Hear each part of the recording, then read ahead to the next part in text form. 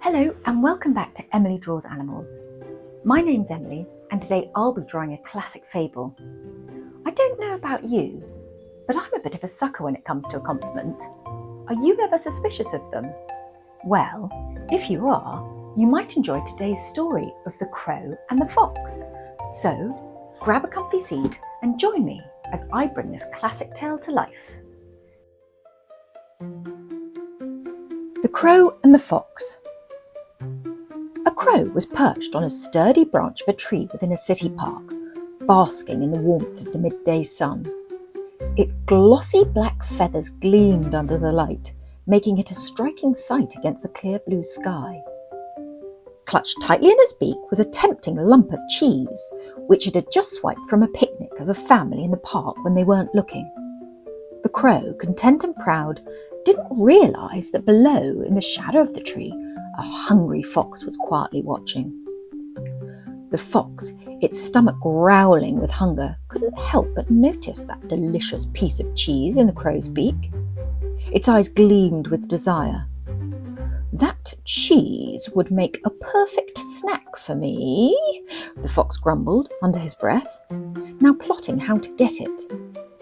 Being clever and quick-witted, the fox knew it had to be strategic in order to claim that cheese prize. It stood quietly for a moment, formulating a plan. He decided to use his sharpest weapon, his words. With a sly grin, the fox began to speak in a soft, sweet voice, one that dripped with honeyed compliments. "Oh, magnificent crow! Your feathers are so glossy. They shine like the night sky. And those eyes, how bright they are, like twin stars guiding travellers home. Surely such a stunning creature must possess a voice as beautiful as its appearance," the fox purred, lifting its head towards the crow. The crow, perched proudly on his branch, puffed up its chest at the praise. It was always one to enjoy the attention, especially when it came to compliments about his appearance. The fox's words were exactly what the crow had wanted to hear. It couldn't resist the urge to show off. "Why, thank you," said the crow, muffled through a beak of cheese, flattered beyond measure. The fox's words had worked like a charm, and now the crow was eager to display its vocal prowess. Flapping its wings for dramatic effect, the crow opened its beak wide and prepared to let out a loud and impressive caw to prove its worth. But as it did, the piece of cheese no longer secured in the beak tumbled from its mouth and fell to the ground below. The cheese landed right in front of the fox, who was waiting patiently, its eyes never leaving the prize. In a flash, the fox darted forward and grabbed the cheese and gobbled it up in a moment. It turned to the crow with a sly and knowing grin. "Thank you for my delicious treat, my fine songbird," said the fox, its voice laced with mock sincerity.